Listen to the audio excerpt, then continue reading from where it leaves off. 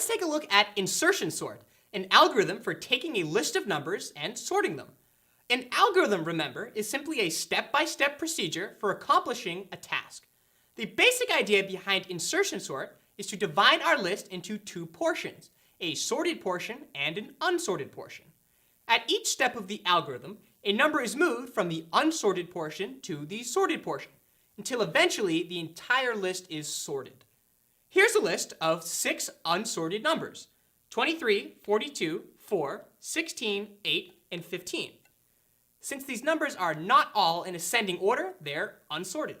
Since we haven't started sorting yet, we'll consider all 6 elements our unsorted portion. Once we start sorting, we'll put these sorted numbers to the left of these. So let's start with 23, the first element in our list. We don't have any elements in our sorted portion yet, so let's simply consider 23 to be the start and end of our sorted portion. Now, our sorted portion has one number, 23, and our unsorted portion has these 5 numbers. Let's now insert the next number in our unsorted portion, 42, into the sorted portion. To do so, we'll need to compare the 42 to the 23, the only element in our sorted portion so far. 42 is larger than 23, so we can simply append 42 to the end of the sorted portion of the list. Great! Now our sorted portion has 2 elements, and our unsorted portion has 4 elements. So let's now move to the 4, the next element in the unsorted portion. So where should this be placed in the sorted portion? Remember, we want to place this number in sorted order, so our sorted portion remains correctly sorted at all times. If we place the 4 to the right of the 42, then our list will be out of order. So let's continue moving right to left in our sorted portion. As we move, let's shift each number down a place to make room for the new number. Okay, 4 is also less than 23, so we can't place it here either. Let's move the 23 right one place. That means we'd like to place the 4 into the first slot in the sorted portion. Notice how this space in the list was already empty, because we've been moving sorted elements down as we've encountered them. Alright, so we're halfway there. Let's continue our algorithm by inserting the 16 into the sorted portion. 16 is less than 42, so let's shift the 42 to the right. 16 is also less than 23, so let's also shift that element. Now, 16 is greater than 4, so it looks like we'd like to insert the 16 between the 4 and the 23. While moving through the sorted portion of the list from right to left, 4 is the first number we've seen that is smaller than the number we're trying to insert.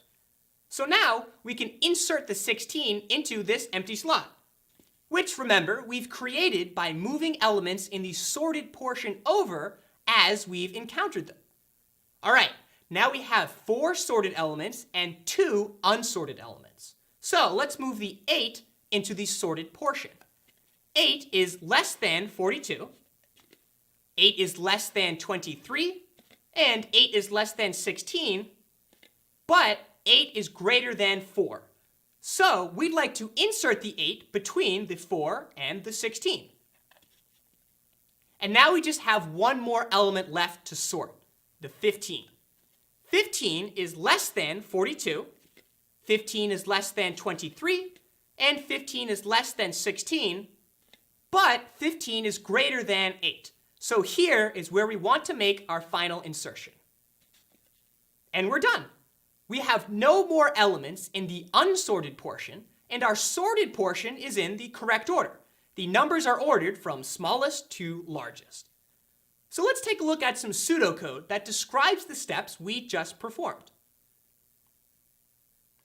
On line 1, we can see that we'll need to iterate over each element in the list except the first, since the first element in the unsorted portion will simply become the first element in the sorted portion. On lines 2 and 3, we're keeping track of our current place in the unsorted portion. element represents the number we are currently moving into the sorted portion, and j represents our index into the unsorted portion. On line 4, we're iterating through the sorted portion from right to left. We want to stop iterating once the element to the left of our current position is less than the element we're trying to insert. On line 5, we're shifting each element we encounter one space to the right. That way, we'll have a clear space to insert into when we find the first element less than the element we're moving. On line 6, we're updating our counter to continue to move left through the sorted portion. Finally, on line 7, we're inserting the element into the sorted portion of the list. We know that it's okay to insert into position j because we've already moved the element that used to be there one space to the right.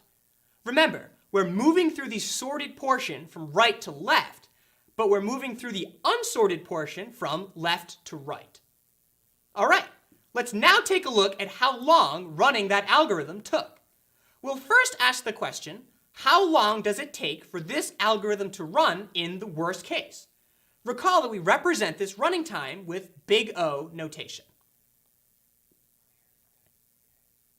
In order to sort our list, we had to iterate over the elements in the unsorted portion, and for each of those elements, potentially over all elements in the sorted portion. Intuitively, this sounds like an O of n squared operation. Looking at our pseudocode, we have a loop nested inside another loop, which indeed sounds like an O of n squared operation. However, the sorted portion of the list didn't contain the entire list until the very end. Still, we could potentially insert a new element at the very beginning of the sorted portion on every iteration of the algorithm, which means that we'd have to look at each element currently in the sorted portion. So that means we could potentially make one comparison for the second element, two comparisons for the third element, and so on. So the total number of steps is the sum of the integers from 1 to the length of the list minus 1. We can represent this with a summation.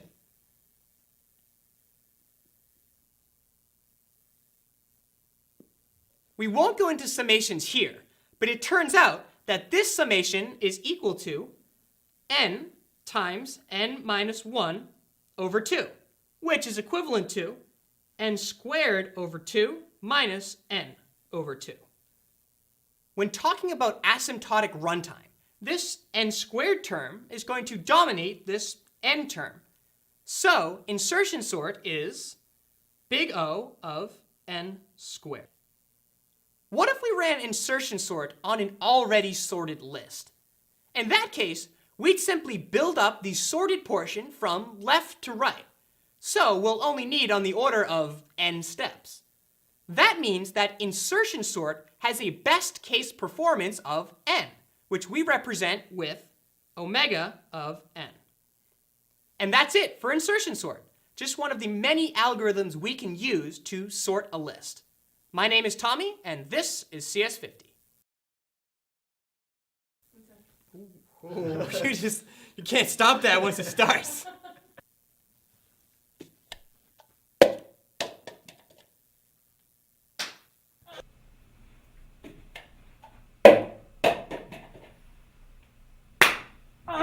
We just had a camera.